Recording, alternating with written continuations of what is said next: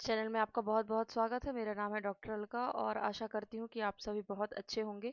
बहुत सारी वैकेंसीज हैं। कुछ वैकेंसीज ऐसी हैं जो पूर्व में आपको बताई गई थी। यहाँ पर आप देखेंगे तो पूर्व में आपको बताई गई थी, लेकिन उनमें कुछ अपडेट हुआ है। ठीक है, तो वो मैं आपको बताऊंगी। कुछ नई है वो बताऊंगी, और कुछ की जो मैं पहले ही बता चुकी हूँ उनकी कुछ कुछ की जो अभी लास्ट डेट है वो अभी बाकी है, तो उनके बारे में यहाँ आपको अभी सब जानकारी हम देते हैं। कुछ कुछ यूनिवर्सिटी में ऐसी थी कि पहले सूचनाएं प्रकाशित हो गई थी, लेकिन फिर से उसमें आई है, जैसे देवी अहिल्याबाई हो गई और इनके अलावा भी। तो एक एक करके हम बात करते हैं।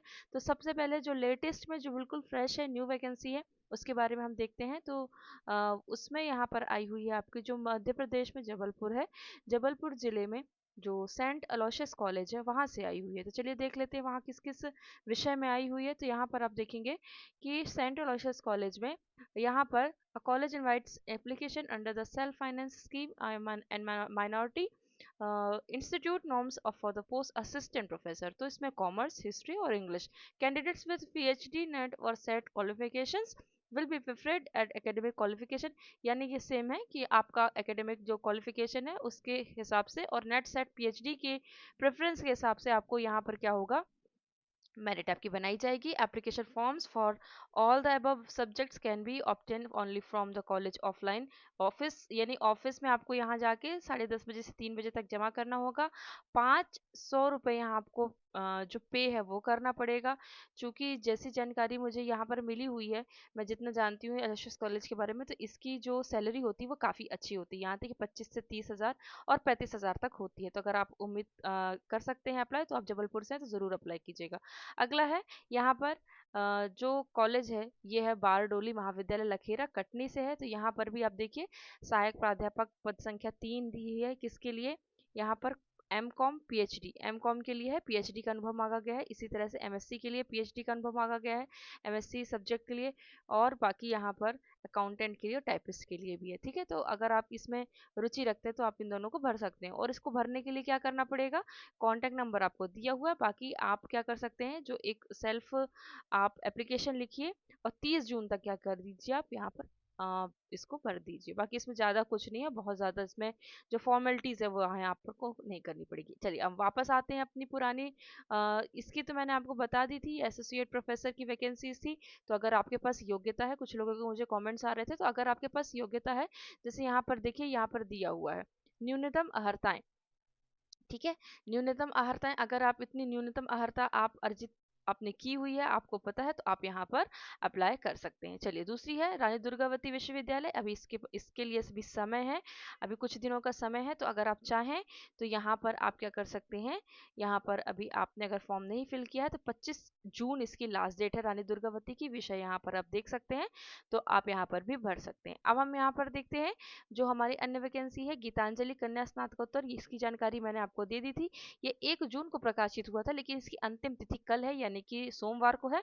तो कल भी अगर आप चाहें तो कल तक इसको यहाँ पर जमा कर सकते हैं। अगली वैकेंसी यहाँ पर देखिए, ये मैंने आपको शायद टेलीग्राम पर दे दी थी। एडवर्टीजमेंट हुआ junior research fellow, chair of position, salary काफ़ी अच्छी है। तो अगर आपका एमएससी फिजिक्स या अप्लाइड फिजिक्स से 55% के साथ है, तो आप यहाँ पर भी आवेदन कर सकते हैं। ठीक है, ड्यूरेशन पूरी जानकारी यहाँ पर दी हुई है। अगर आप मुझे कमेंट करेंगे तो ये लिंक मैं आपको पर्सनली जिनको चाहिए मैं उनको शेयर कर दूंगी।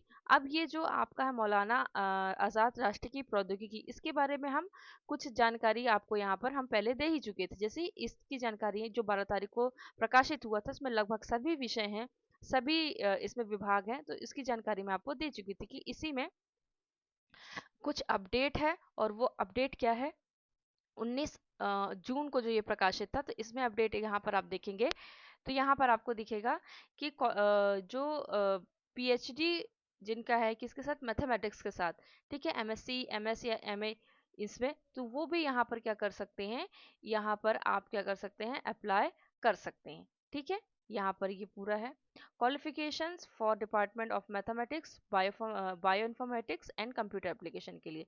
तो ये नई सूचना है, तो अगर आप चाहें तो आप यहाँ पर भी आवेदन कर सकते हैं। अब अगला हम देखते हैं देवी अहिल्याबाई जो यूनिवर्सिटी है, तो उसमें कुछ वैकेंसीज हमने यहाँ पर बता दी थी, कुछ यहाँ पर बाद में अपडेट हुई हैं। तो अगर आपने पुराना वीडियो अभी नहीं देखा है तो आप पुराना वीडियो वहाँ पर जाकर देख सकते हैं। तो आपको वहाँ पर जानकारी मिल जाएगी कि हमने जो यहाँ तक लॉ तक बनाई थी और फिर यहाँ पर ये अलग वैकेंसी जारी हुई है।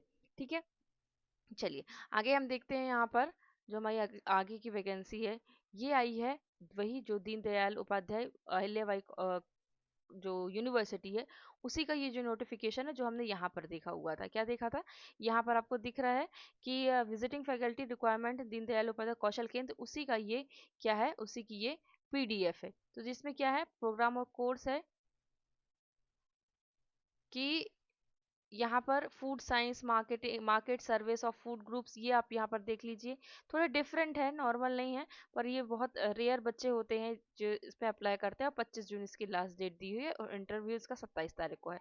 तो अगर आपको कोई परिचित का हो तो उसको ज़रूर, जो फूड साइंस से या फिर जो सॉफ्टवेयर डेवलपमेंट इनसे, बायोकेमिस्ट्री इनसे संबंधित हो, तो उनको आप यहाँ पर सूचित कर दीजिएगा। ठीक है, अगली यहाँ पर वैकेंसी देखिए, यहाँ पर चिरायू यूनिवर्सिटी की। जिस दिन मैंने चिरायू यूनिवर्सिटी का आपको नोटिफिकेशन बताया हुआ था, तो जिसकी ऑफिशियल वेबसाइट थी उस पर ये वाला नोटिफिकेशन नहीं जारी हुआ था। लेकिन अगर आप अब जाएंगे इसकी यूनिवर्सिटी की ऑफिशियल वेबसाइट पर और करियर पर क्लिक करेंगे, तो ये पूरी जो ये वाला नोटिस जो मैं आपको यहाँ पर दिखा रही हूँ वहां पर भी आपको शो होगा। उस दिन नहीं शो हो रहा था जिस दिन मैं आपको दिखा रही थी।